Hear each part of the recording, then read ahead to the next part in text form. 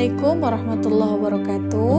Perkenalkan, saya Azza Khairin Nada, mahasiswa UICI Universitas Insan Cita Indonesia batch 6 dari program studi psikologi, dan mana dalam keseharian saya juga aktif sebagai pendidik dan pendamping santri di Pondok Pesantren As-Sobariyah.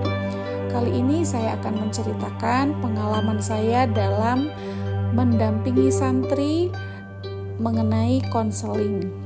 Di awal pengabdian saya mendampingi para santri dengan pendekatan yang sangat tegas dan disiplin. Saya percaya bahwa pendidikan harus keras agar mereka terbentuk. Maka setiap pelanggaran saya respon dengan hukuman. Saya tegur mereka yang malas, saya beri sanksi bagi yang tidak tertib atau melanggar. Saya pikir itu satu-satunya cara untuk membentuk karakter yang kuat. Ternyata seiring waktu, setelah saya mengetahui ilmu tentang psikologi, di sanalah pandangan saya berubah. Saya mulai mengenali bahwa setiap perilaku memiliki latar belakangnya sendiri. Ada luka, ada kehilangan, ada trauma yang tidak terlihat di balik kenakalan dan pembangkangan mereka. Kemudian saya mulai menerapkan pendekatan psikologi dalam interaksi sehari-hari, dan hasilnya sangat berbeda. Yang sebelumnya hasilnya ketika saya berusaha mendisiplinkan mereka, justru anak-anak yang dibina semakin menarik diri. Mereka sulit diajak berdialog, lebih sulit lagi diajak untuk mengamalkan nilai-nilai keislaman dalam kesehariannya, diajak untuk terbuka tapi malah berontak, dan juga banyak yang semakin melanggar. Namun ketika saya menerapkan konseling, mendekat kepada mereka di kesehariannya, justru anak-anak yang dulunya tertutup, mereka kini lebih terbuka. Mereka lebih bersahabat dan lebih mudah diarahkan. Dan yang paling saya syukuri, terjalin ikatan batin yang kuat antara saya dan mereka. Dari sinilah mereka mulai ringan melakukan kebaikan-kebaikan, taat pada aturan, memiliki nilai-nilai keilmuan Islam yang diajarkan. Mereka bisa mengamalkannya dalam perilaku keseharian. Meskipun dijeda oleh liburan, ketika mereka kembali, mereka tetap dalam sikap yang baik. Di rumahnya pun mereka bisa mengamalkan hal-hal baik yang pernah dipelajari di pesantren.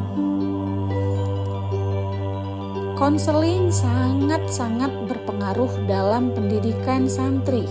Sebagai mahasiswa psikologi, saya mulai menerapkan tahapan konseling yang terstruktur dalam mendampingi para santri, terutama mereka yang menghadapi kondisi yang rumit dalam kehidupannya seperti broken home atau kehilangan figur ayah, fatherless, dan juga anak-anak yang memang berdampak karena kekurangan ekonomi dari keluarganya, dan hal-hal lain yang menjadi penyebab perilaku-perilaku yang tidak baik yang melatar belakangi psikologi mereka. Tahap pertama, saya melakukan pembentukan relasi. Saya mulai dengan hadir, bukan sebagai pengajar yang menuntut, tapi sebagai pribadi yang siap mendengarkan. Saya mulai dari obrolan. Ketika saya mendengarkan dan menjelaskan ilmu di kelas, saya juga memberikan cerita-cerita tentang pengalaman hidup dan mempersilahkan mereka jika ada hal-hal yang ingin mereka ceritakan dalam keseharian mereka atau hal-hal yang dirasa menjadi luka bagi mereka. Saya persilahkan mereka untuk menulis surat ataupun datang langsung menghadap dan menyampaikan keluh kesahnya. Kemudian di waktu yang dirasa luang, mereka menemui saya. Dalam tahap kedua ini ada identifikasi masalah. Dalam keheningan, suasana yang tenang, dan terjaga kerahasiaannya hanya saya dan satu orang yang memang sedang merasa bermasalah, Kemudian mereka bercerita mengenali luka-luka lamanya, perasaan mereka yang tidak enak, mungkin ditolak atau tidak dianggap, ditinggalkan oleh orang tuanya, tidak merasa dicintai, tidak merasa dihargai oleh orang tuanya. Dan pada akhirnya saya sadar bahwa banyak dari mereka yang sebetulnya butuh untuk tempat didengar. Mereka ingin didengar dan ingin dimengerti. Kemudian tahapan selanjutnya setelah saya mencoba menyimak permasalahan mereka, kemudian ada tahap selanjutnya yaitu penetapan tujuan konseling. Setelah memahami masalahnya, kami bersama-sama bertujuan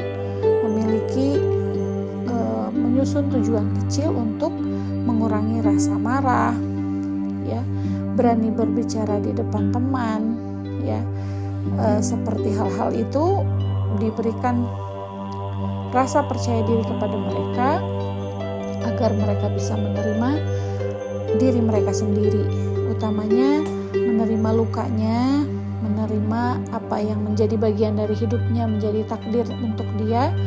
Dan saya selalu berupaya kepada mereka untuk menerima rasa itu, rasa takutnya, rasa kecewanya, rasa sedihnya, segala hal yang dia rasakan. Saya coba beri pengertian bahwa luka itu bukan untuk dilawan, tapi untuk diterima. Karena dengan menerima justru kita akan lebih mudah untuk berdamai.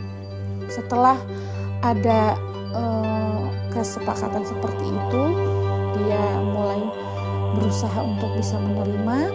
Kemudian tahap selanjutnya ada intervensinya, menggunakan pendekatan yang sesuai dengan karakter mereka, seperti mencoba untuk menjurnal kegiatan dia, ya, menulis doa-doa pribadinya, atau dengan menggambar, mencari hal-hal yang bisa merilis lukanya, apa latihan relaksasi, atau seperti yang sering saya lakukan itu adalah butterfly hug atau memeluk diri sendiri, berbicara pada diri sendiri agar bisa menerima apa yang terjadi. Dan itu saya upayakan kepada mereka untuk sering dilakukan. Bersahabat dengan diri sendiri yang akan menjadi diri kita menjadi lebih utuh. Kemudian di akhir kami mengevaluasi perubahan yang terjadi setelah mereka mencoba melakukan hal-hal itu, apa yang mereka rasakan, ya, apa yang mereka dampak dari hal-hal itu, apakah ada kesadaran atau menjadi lebih kuat, menjadi lebih siap. Di antara mereka itu banyak yang mengucapkan terima kasih atas pendampingan itu, karena mereka merasa menjadi diri yang utuh dan menyadari bahwa kita itu tidak perlu menjadi orang yang sempurna, tidak harus menjadi orang lain, ya, dan tidak butuh validasi orang lain karena sudah menjadi diri yang utuh, yang mengenal diri sendiri, mengapresiasi diri sendiri. Mungkin pengalaman saya masih sedikit dalam mendampingi teman-teman santri ini karena belum juga lama ya pengalaman ini. Mungkin psikologi, menurut saya psikologi dan pendidikan ini tidak bisa dipisahkan. Keduanya adalah jembatan menuju pemulihan dan pertumbuhan. Jadi dalam melakukan pendidikan, proses pendidikan ini harus selalu disertai dengan psikologi. Bagaimana pendampingan kesehatan mental itu berdampak besar dalam pembentukan karakter seseorang. Mungkin saya juga bersyukur karena telah ditakdirkan oleh Allah menjadi mahasiswa UICI yang akhirnya saya memiliki banyak wawasan tentang psikologi, dan mungkin tahapan harapan selanjutnya semoga apa yang dipelajari dapat semakin bertumbuh, dapat semakin berkembang dan bermanfaat untuk masyarakat lebih luas lagi. Mungkin sekian cerita tentang pengalaman saya dalam segi konseling. Kurang dan lebihnya mohon maaf. Assalamualaikum warahmatullahi wabarakatuh.